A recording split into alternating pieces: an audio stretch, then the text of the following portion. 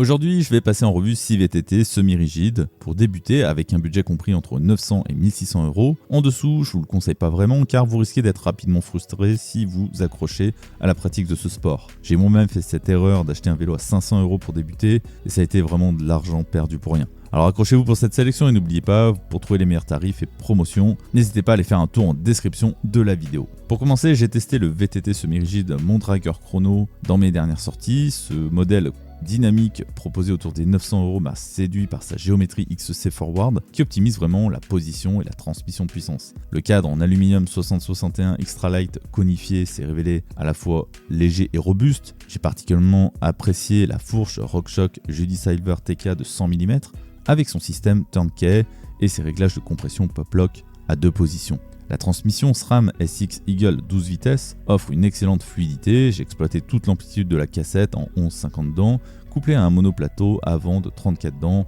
parfait vraiment pour grimper les pentes raides. Le freinage en SRAM Level, avec des disques centerline de 160 mm à l'avant et 160 mm à l'arrière également, m'a procuré une excellente puissance d'arrêt. J'ai constaté vraiment des dosages précis même sur terrain technique. Au niveau des roues, on est sur des MDK XP1 en 29 pouces tubeless ready avec des jantes 25 mm de largeur d'interne qui supportent des pneus Maxi Sikon en 29 pouces par 2,2 pouces de large et leur accroche est vraiment impeccable sur sol sec. Ses points forts sur le terrain, un dynamisme impressionnant en montée, une maniabilité exemplaire dans les singles, position équilibrée pour les longues sorties, une transmission souple et précise, et enfin une polyvalence surprenante sur tous les terrains. Ce Mondraker Chrono incarne l'essence du XC, moderne avec son ADN racing. J'ai été convaincu par son rapport qualité-prix exceptionnel, qui en fait un choix judicieux pour ceux qui veulent débuter la compétition ou s'adonner au trail avec du sérieux. Ensuite, j'ai sélectionné le BMC Two Stroke AL1, un semi-rigide de cross-country alliant performance et accessibilité. C'est un VTT qui m'a impressionné par son design épuré,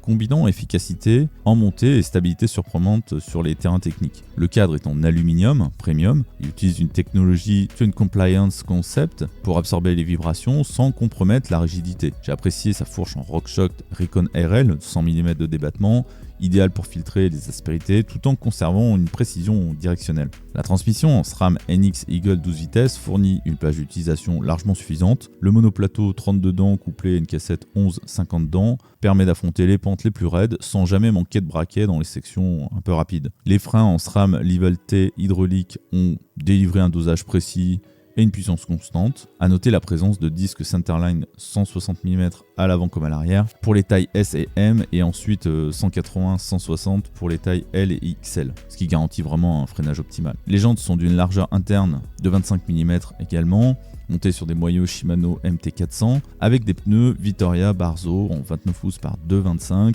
qui assurent une accroche redoutable sur sol meuble sans trop pénaliser le rendement sur section roulante. Ses points forts sur le terrain, une efficacité redoutable en montée, maniabilité surprenante en descente technique, un confort exceptionnel pour un semi-rigide, un passage des câbles internes qui lui donne un look élégant et fonctionnel, et enfin il est compatible avec une tige télescopique discrète. Ce VTT a un rapport qualité-prix imbattable pour moi, il représente une porte d'entrée idéale vers le XC performant, capable d'accompagner aussi bien les débutants ambitieux que les compétiteurs chevronnés sur un budget assez maîtrisé quand même. Ensuite, j'ai eu l'occasion de tester le Trek Risco 8, un semi-rigide taillé pour le trail qui m'a impressionné par sa polyvalence. Sa couleur bleue mulsanne attire immédiatement l'œil et révèle ses ambitions tout-terrain dès le premier regard. Le cadre aluminium Alpha Gold, excellent rapport rigidité-poids, la fourche RockShox 35 Gold RL avec 140 mm de débattement et une technologie Debonair qui permet d'absorber efficacement les chocs sur des passages très techniques. Sa transmission elle est en SRAM mixte GX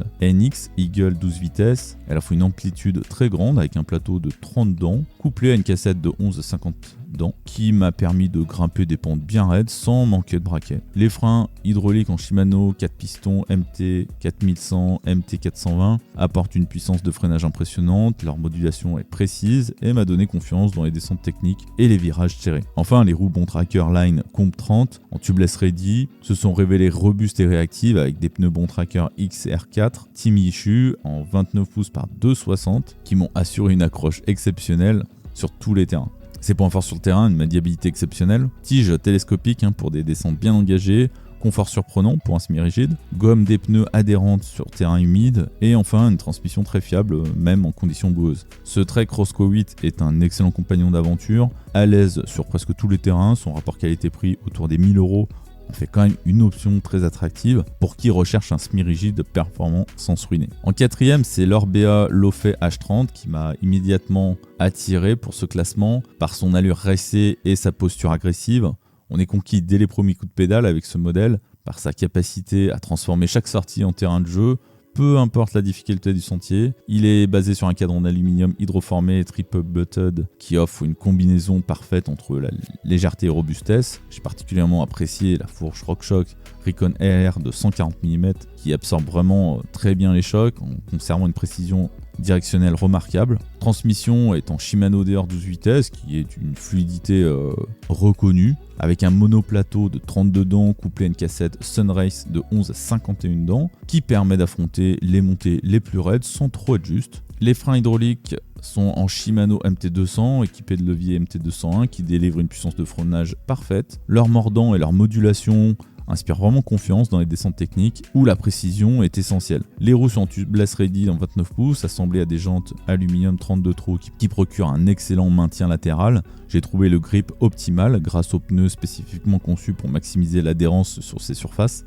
Ses points forts sur le terrain, une maniabilité exceptionnelle dans les virages serrés, stabilité rassurante en descente technique, rendement optimal sur section roulante, confort surprenant pour un semi-rigide et enfin un comportement très joueur sur les modules et sauts. Voilà, l'Orbea H30 s'est imposé comme un compagnon très joueur et fiable, un investissement judicieux pour moi pour ceux qui recherchent un hard trail performant et ludique. Pour l'avant-dernier de ma sélection, j'ai eu l'occasion de tester le Cube Reaction C62 One, un semi-rigide au look organique qui m'a immédiatement séduit par ses lignes épurées et sa silhouette racée. Ce VTT Cube repose sur un cadre monocoque en carbone C62, fabriqué selon la technologie Advanced Twin Mold, offrant un équilibre parfait entre légèreté et rigidité.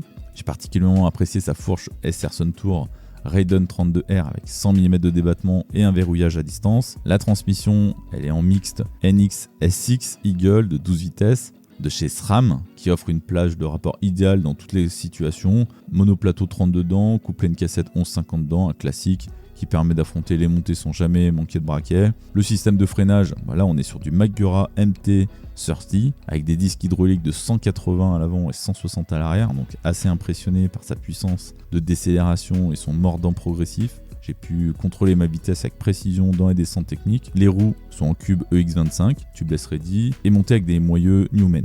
Il a des pneus Schwebel Racing Grey à l'avant et Racing Ralph à l'arrière en 29 pouces par 2,25 qui procurent un grip excellent sur terrain mixte. Ses points forts sur le terrain, réactivité impressionnante, maniabilité très précise, stabilité remarquable à haute vitesse, absorption efficace des chocs et une légèreté 11,8 kg quand même qui facilite les portages. Après plusieurs sorties intenses, je reste convaincu que le Cube Reaction C62 One représente un des meilleurs choix pour ceux qui cherchent un semi-rigide performant sans se ruiner. Bon rapport qualité-prix, option particulièrement intéressante dans cette catégorie. Pour terminer, voici le Mondraker Chrono Carbone DC, le deuxième de cette sélection. C'est un semi-rigide en carbone cette fois qui m'a impressionné par son agilité naturelle et sa réactivité sur les sélections rapides, tout en conservant un excellent rapport qualité-prix pour un modèle carbone. Le cadre est en Shelt Full Carbone qui intègre la géométrie forward spécifique à mon tracker, avec des tubes profilés maximisant la rigidité, sa fourche en RockShox Recon Gold RL en 120 mm de débattement avec un verrouillage à distance apporte vraiment un confort dans les sections cassantes et efficacité en montée. La transmission en SRAM avec un mixte NX Eagle et manette SX Eagle s'est révélée précise pour des changements de vitesse. Il a un monoplateau de 34 dents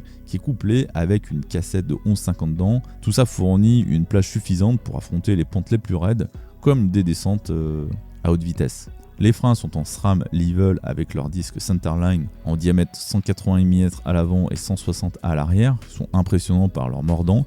J'ai apprécié leur modulation aussi lors des passages techniques où le dosage est primordial quand même. Les roues sont en Mavic Crossmax 29 pouces, tubeless ready, associé au pneu Maxxis Ardent 2.40 Exo qui offre un excellent grip. L'adhérence est vraiment optimale sur terrain sec et assez prévisible sur les portions humides grâce à leur sculpture un peu polyvalente.